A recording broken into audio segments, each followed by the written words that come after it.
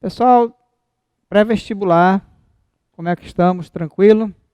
Então, na aula de hoje, nós vamos estudar o reino protoctista, também conhecido como reino protista, tá? Que envolve os seres, a maioria deles unicelulares, eucariontes, alguns autótrofos, outros heterótrofos, tá certo? Desse reino, desse tema, o que mais costuma ser cobrado na prova? A sua importância, tá? Então, e no caso dos heterótrofos, as principais doenças que eles provocam quando provocam doença. Então, nós vamos ter uma parte de classificação também, que é de praxe, né? E depois voltar mais para a importância, ok? Então, vamos lá, começando. Então, aí nós estamos vendo um paramécio, né? Ali fazendo a conjugação. E, então, nós temos o reino protoctista. Ele é um reino que bastante heterogêneo, como eu disse, né? Envolve cerca de 4.000 espécies. Ameba, né? Pertence ao reino protoctista. Algas unicelulares, algas pluricelulares, são autótrofos, né? Produzem o seu próprio alimento. Os protozoários são heterótrofos, tá? A euglena, flagelada, a ameba, tá? Para a alga e o paramécio que apareceu ali no início, são exemplos de alguns protozoários, tá? A alga, tá? O Trypanosoma cruzi, esse é o dinoflagelado, né? Algas verdes e as algas marrons. Então, as algas autótrofos e os protozoários heterótrofos, ok? Então, características gerais dos protoctistas, nós temos na morfologia, todos são eucariontes, todos possuem o núcleo envolvido por uma carioteca, tá? Núcleo com membrana nuclear eucarioteca, citoplasma com todas as organelas, certo? Dependendo se é autótrofo ou heterótrofo. Tá? Podem ser uni- ou pluricelulares ou multicelulares, como alguns autores costumam chamar. Tá? Parede celular presente em alguns. Essa parede celular pode ser formada de pectina, de sílica ou de celulose, tá? Nas algas.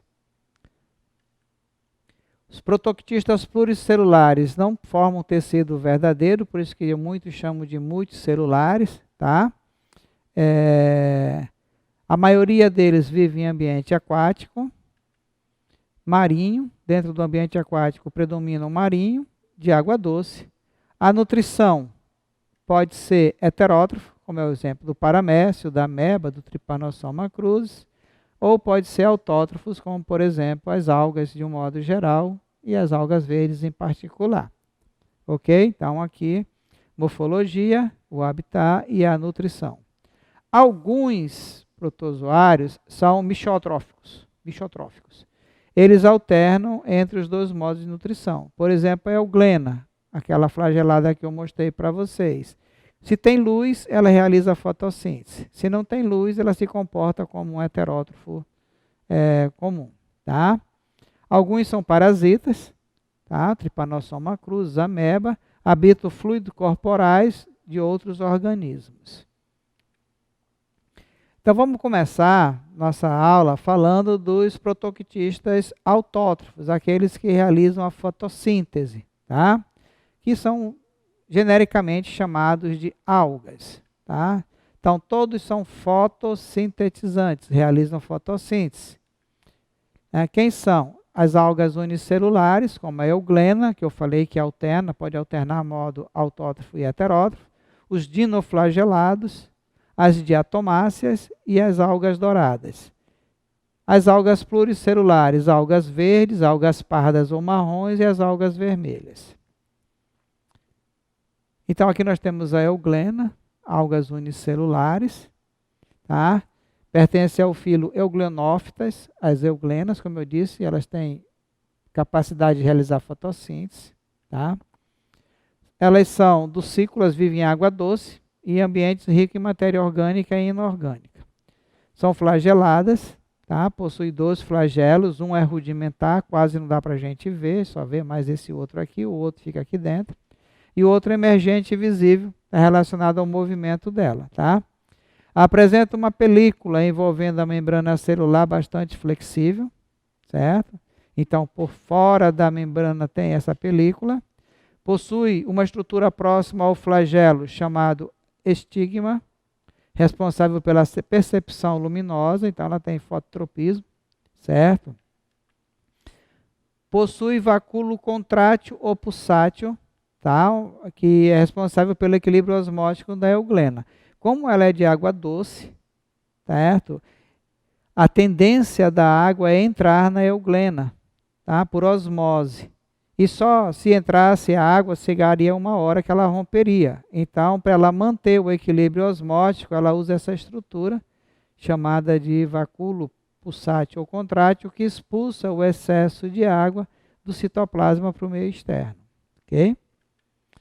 A nutrição, como já foi dito, mixotrófica, pode atuar tanto como autótropo, sintetizar a glicose através da fotossíntese, uma vez que ela tem aqui os pigmentos verdes, tá? Como heterótrofo, captura as pequenas partículas alimentares através de uma pequena abertura que tem aqui na base do flagelo, tá? A reprodução é divisão binária, igual nós vimos lá das bactérias, tá? Ossiciparidade. Então, aqui nós temos a euglena, tá? Um esquema da euglena, tá? Aqui o flagelo, o estigma responsável pela percepção da luz, o flagelo vestigial aqui, dá quase para ver, ele fica aqui dentro, tá?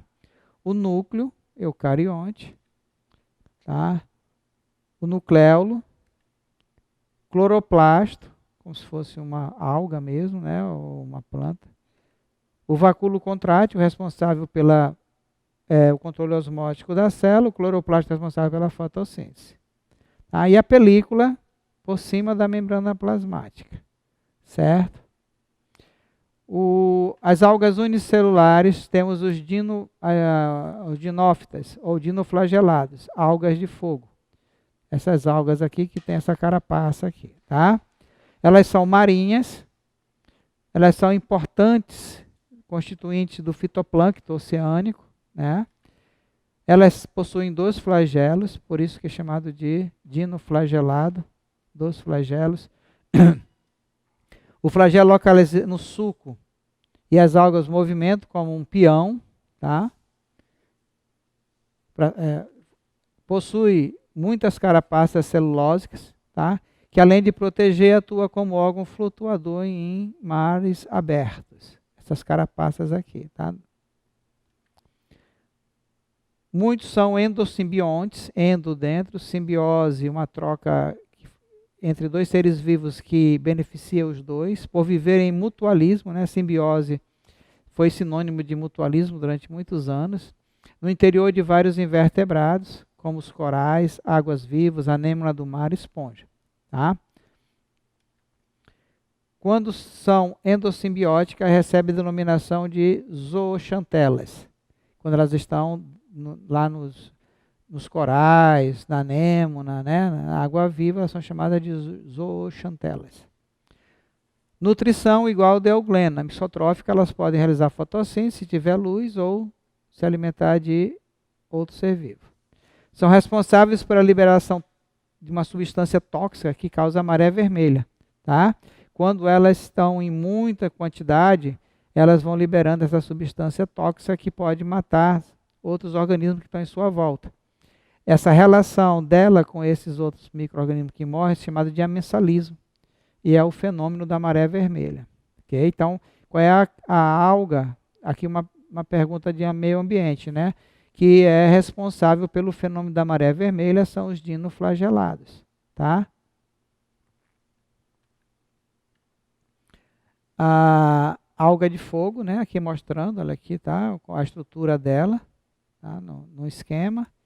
E aqui uma foto. Tem esse sulco aqui, ó. A carapaça celulósica, o flagelo, tá? aqui são as algas chamadas de diatomáceas, terras de diatomáceas, tá? Baciloriófitas, né? Elas também têm uma carapaça, né? São marinhas, principalmente em águas frias do mar. Responsável por 25% da produtividade primária total da Terra. Sabe que isso representa 1/4 de tudo que é matéria orgânica produzida na Terra, certo? Que fica disponível para o consumidor primário. Muitas possuem parede celular dividida em duas metades. As duas metades, essas duas metades aqui que se encaixam, feito uma caixa de sapato com a tampa, são chamadas frústulas, tá? E ela é constituída de sílica, tá? A principal fonte de sílica, tá? As carapaças são resistentes à decomposição, se depositam no assoalho do oceano, lá no substrato, tá? Formando após milênios de anos, chamado diatomitos, ou terra de diatomáceas, tá? Que foi usado para fazer casa. Os diatomitos são utilizados na indústria para a fabricação de isolante elétrico, creme dental para dar o polimento, filtros e lixas. Tá? Então, elas são muito importantes. Aqui é uma importância dessa alga, das diatomáceas. Tá? A importância dos dinoflagelados é a maré vermelha. A importância das diatomáceas, a utilização dela para fabricar principalmente creme dental, filtros e lixas, isolante térmico também, elétrico também. Tá? Apresenta o pigmento chamado fucoxantina, é um carotenoide marrom dourado, por isso que é chamada de algas douradas. Tá? Nutrição, como dos dinoflagelados e das euglenas, são mixotróficas. Tá? Fazem os dois, podem se comportar como autótrofos ou heterótrofos, dependendo se tem a presença da luz ou não. Reprodução binária ou sexuada. Na reprodução binária, igual da euglena, vai gerar indivíduos geneticamente iguais. Na sexuada, vai gerar indivíduos geneticamente diferentes. Tá? Então, aqui tem a estrutura dela. Ó, tá? A parte da carapaça de cima, que é maior, é chamada de epiteca. E a de baixo é menor, é chamada de hipoteca. Tá? As duas flústulas, ou chamadas válvulas. Tá? Aqui também, ó, e aqui tem os poros, aqui a epiteca, ó, como se fosse a caixa da tampa do sapato, é um pouco maior, e essa de baixo como se fosse a caixa do sapato menor, é a hipoteca. Tá? Aqui a forma variada das diatomáceas, certo? E aqui, quando elas vão se reproduzir, uma parte dessa se separa da de baixo, aí forma uma menor que vem aqui e forma outra menor aqui dentro, e assim elas vão se reproduzindo até atingir um tamanho mínimo. Depois elas param e voltam a se dividir, vão a crescer. Algas unicelulares, nós temos aqui as algas douradas, certo? Eu chamei essa outra de alga dourada, não é alga dourada por causa da fucoxantina, tá? É algas marrons. Essa aqui que são as algas douradas, perdão. São as crisófitas, tá? Crisófitas também chamadas de algas douradas. Olha como elas são bonitas, né? Aqui, ó. Tá? Tem várias formas também. Elas são tanto encontradas em água salgada como em água doce. Pode viver isolada ou em colônias, certo? Possui um pigmento marrom amarelado, chamado fucoxantina. Aquele lá era marrom dourado, esse aqui é marrom amarelado. Tá? A parede celular é formada de sílica também, igual da diatomácea. Tá? Pode possuir um ou mais flagelos. A reprodução binária ou sexuada. Tá? As algas verdes são chamadas de clorófitas. Tá? Olha lá. Vários tipos de algas verdes. Tá? A maioria das espécies são pluricelulares ou multicelulares. Não formam tecido verdadeiro. Tá? Habitam ambientes marinhos e de água doce. Não formam tecido verdadeiro, mas a divisão de trabalho entre células. Então, tem uma divisão de trabalho como se fosse uma colônia, né? Ou uma sociedade. A importância: vive em mutualismo com fungos, formando os líquens. Tá? Outras podem viver no citoplasma de célula animal, principalmente quinidários, salenterados, de água doce, como a hidra. Tá? Algas pluricelular, o tamanho dessa alga aqui, esse cara segurando essa alga aqui, ó, sargaço, tal, nós estamos as feófitas, algas pardas, tá? Habita o ambiente marinho, só marinho, comum em águas temperadas e polares, frias, né? Coloração marrom, provém da fucoxantina. Reprodução pode ser sexuada ou assexuada. E a importância dela, a parede celular é composta por celulose e pelo polissacarídeo, marca esse nome aqui, ó, algina, tá? Uma mucilagem, tá? Essa algina, ela é utilizada, acreditem, para fazer sorvetes e cosméticos, os cremes, tá? Então, o seu sorvetinho lá que você gosta de saborear quando está muito calor, precisa dessa algina, tá? Que é um polissacarídeo encontrado na parede celular dessas algas, das algas pardas ou feófitas, tá? Algas vermelhas, os rodófitas, tá? Algas vermelhas, ó, tá? Também só de ambiente marinho, comum em águas tropicais, águas quentes, diferente da outra, né? Que é de água gelada. Coloração marrom vem do pigmento chamado ficoeritrina, éritro é vermelho, né? Por isso que é algas vermelhas, tá? Reprodução sexuada e assexuada. A importância dela, a parede celular é composta por celulose e um polissacarídeo, outro polissacarídeo aqui para você guardar, chamado agar, o carragena, tá? Esse agar, quem for fazer medicina, biologia, qualquer coisa nessa área vai usar muito esse produto. Ele é usado em laboratórios para fazer aquele meio de cultura, onde a gente vai cultivar fungos e bactérias, ok? Aqui, a reprodução da euglena por reprodução binária. Tá? A euglena aqui, ela vai dobrar suas organelas e o citoplasma vai sofrer uma constrição e vai formar duas euglenas. Aqui já é a da diatomácea, que eu falei das caixinhas. Tá? Aqui é a válvula menor, a hipoteca, aqui é a epiteca. Tá? Aí elas vão dobrar o material. Aí aqui, essa de baixo vai formar uma hipoteca, a menor, e a outra vai formar uma epiteca, tá? A reprodução sexuada origina dois indivíduos geneticamente iguais. Na reprodução sexuada, tem o ciclo aplobionte, tá? Então, nesse caso, é chamada de meiose zigótica. A meiose ocorre no zigoto. Muitas algas o indivíduo adulto é haploide. Então, aqui um indivíduo adulto haploide, um indivíduo adulto haploide, esse indivíduo adulto haploide aqui, ele produziu por mitose gametas.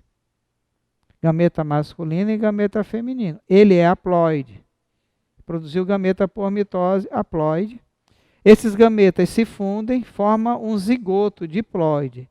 Assim que forma o zigoto, esse zigoto sofre meiose e forma 4 células haploide, que vai crescer e formar um indivíduo adulto. Tá?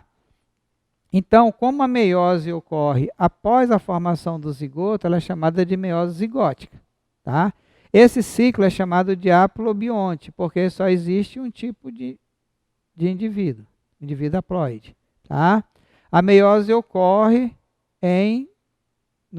no zigoto 2N, produzindo células haploides. O organismo adulto é haploide, por mitose produz gameta haploide. Tá? Tem esse tipo de ciclo aqui, onde o indivíduo é diploide, como nós, algumas algas são diploides. Tá? Por meiose, vai produzir os gametas. Tá? Então, isso aqui é uma meiose gamética, tá? Diferente da meiose zigótica.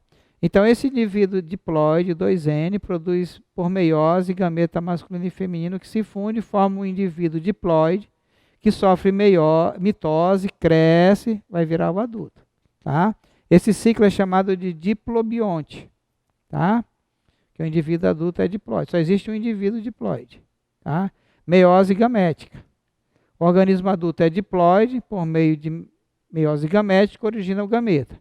O gameta se funde, forma o zigoto, que através de sucessivas mitose, origina o indivíduo adulto, que aí volta a fechar o ciclo. Tá? Essa reprodução aqui, ó, o indivíduo adulto é diploide, só que ele não produz gameta, ele produz esporos. Tá? Isso aqui a gente viu na botânica, tá? Que é a meiose espórica. Tá? Produz esporos, que vai formar indivíduos adultos haploides, que produz os gametas, tá? Que vão se encontrar e formar indivíduo diploide. O esporófito é diploide, produz esporos por meiose. Então, a maioria das as plantas são desse jeito, né? Reprodução sexuada, haplodiplobionte, tá? Tem a metagênese, uma fase haploide, outra diploide, uma sexuada, outra assexuada. A meiose ocorre no adulto diploide, formando esporos. O esporo origina no organismo adulto haploide. O adulto haploide, por mitose, forma gametas. Da junção do gameta, essa é a reprodução em todas as plantas, maioria dos fungos e algas. Tá? Então, presta bem atenção nessas 3 lâminas que eu estou apresentando para vocês, que eu estou falando de 3 tipos de meiose. Meiose zigótica, meiose gamética e meiose espórica. Tá? Então, aqui. Qual é o tipo de reprodução aqui, você olhando essa figura? Tá? Então, aqui houve a união sexual, união do citoplasma, fusão do núcleo, formando um zigoto. Ó, formou o zigoto. Já sofreu meiose, dividiu em 4, organismo jovem haploides. Então, que tipo de reprodução é essa? Tá?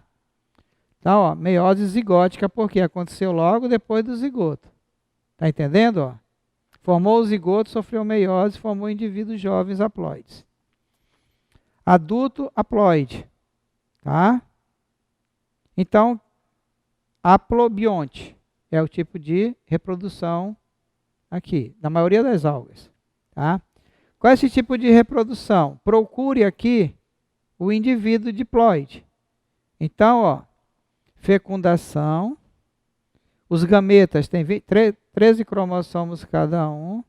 Aconteceu a fecundação.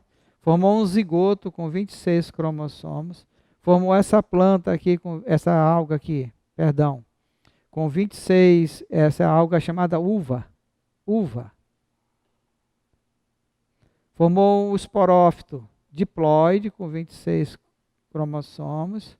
Célula onde ocorre a meiose, tá? Detalhe do esporófito. Esporo haploide com 13 cromossomos. Cada um deles gera 2 indivíduos. Indivíduos haploide com 13 cromossomos. Esses indivíduos produzem gameta. Então, tá? Os gametas se unem, cada um com 13, forma um indivíduo com 26. Então, aonde aconteceu a meiose? Em que tipo de indivíduo aconteceu a meiose e o que foi que ela produziu? Tá? Então, a meiose aconteceu no indivíduo adulto e formou esporos. Como é o tipo dessa? E aqui, então, esse indivíduo é o esporófito diploide, já que ele veio do encontro de 2 gametas com 13 cromossomos, ele tem 26. Certo? Então, esse gameta aqui é haploide. Tá? É o gametófito, que produz o gameta. E há uma fase haploide e outra diploide. Então, haplodiplobionte, aconteceu a metagênese. Tá certo? Aqui aconteceu a metagênese, na maioria das plantas. E aqui, qual é o tipo de reprodução? Tá? Então, vamos lá. Esse indivíduo é diploide. Esse indivíduo é diploide, masculino, esse é feminino. Certo? Aqui nele aconteceu a meiose. Essa meiose produziu o gameta feminino. E aqui nele produziu o gameta masculino. Juntou esses 2 gametas. Houve a fecundação. Formou o zigoto diploide, que sofreu mitose, cresceu e formou o indivíduo adulto. Tá certo? Então, mitose gamética, meiose gamética, por quê? Porque a partir do indivíduo diploide produziu gametas. Tá? Indivíduo adulto diploide, ciclo diplobionte. Ok? Então, aqui nós concluímos a primeira parte dessa aula, galera. Nós estamos falando aqui de protozoários eucariontes e autótrofos. né? Todo protozoário é eucarionte, mas dos autótrofos, tá certo? Vimos que alguns deles podem se comportar como autótrofo ou heterótrofo, mas eles entraram aqui como autótrofo, tá certo? Agora nós vamos entrar numa segunda parte da aula, que são os protozoários heterótrofos. Vamos lá. Então, são os protozoários que se alimentam de matéria orgânica já pronta, tá? Então, tem vários exemplos, os mais conhecidos, Trypanosoma cruzi, Paramécio, ameba, triconinfa, tá? Vorticella, e vai aí outros exemplares aqui menos conhecidos. São representados por cerca de 60 mil espécies, bastante, né? Todos são unicelulares, diferente dos autótrofos, que têm pluricelulares. Todos são heterotróficos. Habitam os mais variados ambientes, solo úmido, água doce, salgada, interior de outros seres vivos como simbiontes ou parasitas. Simbionte é aquele caso que eu falei para vocês, os dois ganham, tá? Parasita, um ganha, o outro é prejudicado. Os protozoários parasitas possuem grande importância médica e veterinária, são os agentes causadores de várias doenças nos homens e nos animais. Então, essa parte aqui interessa mais de perto para a gente no vestibular, ok? Suas células realizam todas as funções vitais, como locomoção, digestão, excreção, respiração e reprodução. A reprodução pode ser assexuada, que acontece mais comumente, ou sexuada, mais raramente.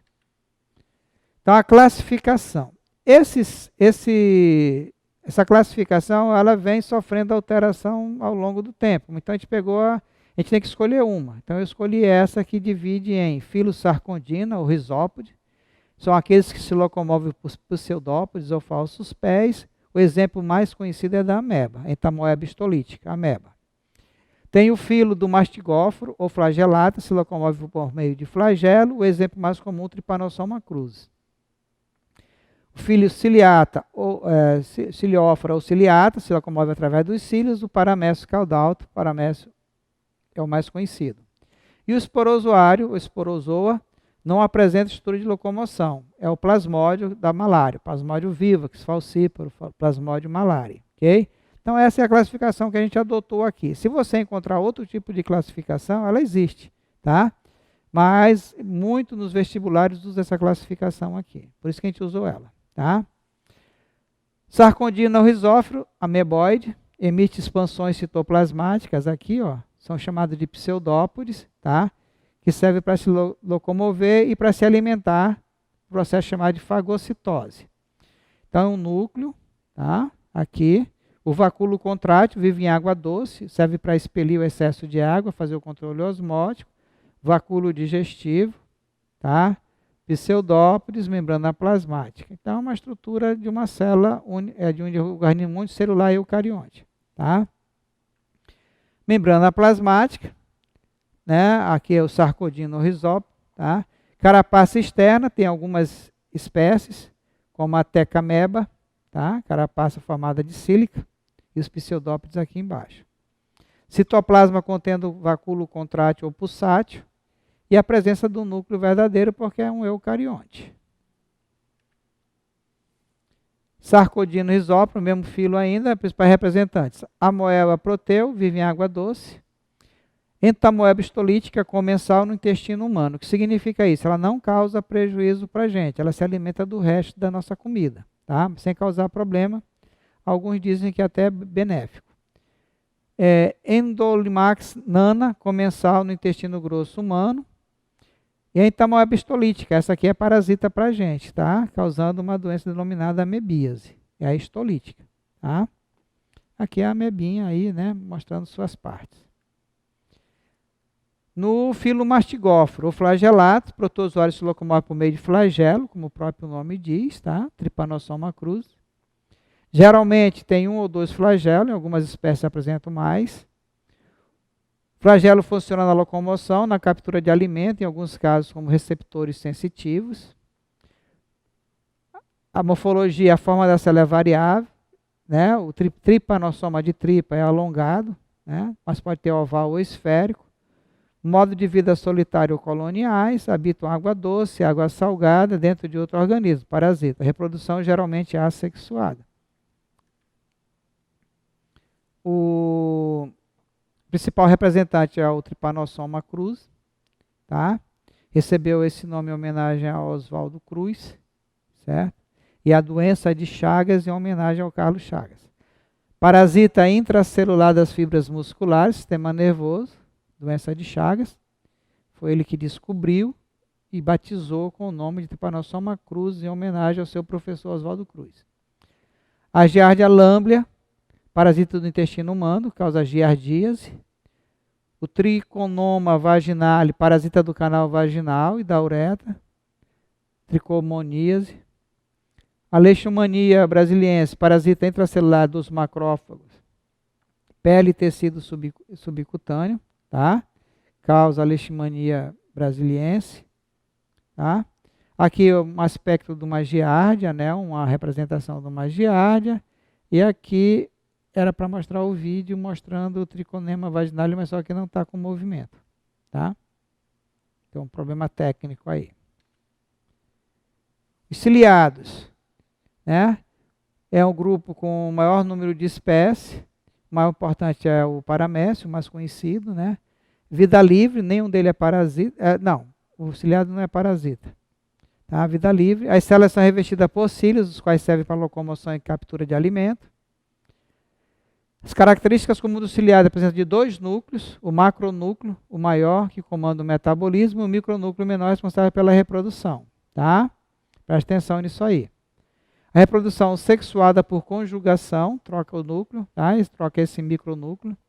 E a sexuada por divisão binária, a primeira fotografia que apareceu nessa aula. Tá? Poucas espécies são parasitas, como eu disse, a maioria são de vida livre. Alguns ciliados possuem no tubo digestivo do ruminante, tá? Como de boi, carneiro, cabra, auxiliando a digestão da celulose, vivem em mutualismo. Tá? Aquela relação onde os dois se beneficiam. Aqui, a representação do paramécio, né? Ele é de vida livre, paramécio caudal, ou Balantidio coli, que vive no intestino dos ruminantes, tá? Então, o paramécio aqui na figura, ele tem os cílios. Observa que eles são em número maior e menores do que os flagelos, tá? Toda a célula. Presença de dois núcleos, aqui ó, o micronúcleo, esse pequenininho aqui, e aqui o macronúcleo. O macronúcleo comanda o metabolismo, o micronúcleo para a reprodução, tá? O vacúolo contrátil ou pulsátil, que faz o controle osmótico dele, porque ele vive em água doce, tá? Vai entrar água e ele tem que expulsar o excedente, tá? E o vacúolo digestivo, uma vez que ele se alimenta, tá? de produtos já prontos. E aqui ele eliminando resíduos, tipo uma plasmocitose, vacúolo digestório. Tá certo? Esporozoa, são os esporozoários, sem organela de locomoção. Então ele precisa de um agente transmissor, de um vetor biológico para ser transmitido de um lugar para o outro. Todos são parasitas, tá? Possuem em alguma fase da vida uma estrutura celular chamada complexo apical. Esse complexo desempenha a função de penetrar na célula hospedeira, tá? Nutrição, absorção de moléculas orgânicas e retirada do organismo hospedeiro. Principais representantes: Toxoplasma gondii, tá? Parasita de vários tecidos e aves mamíferos, causador da toxoplasmose.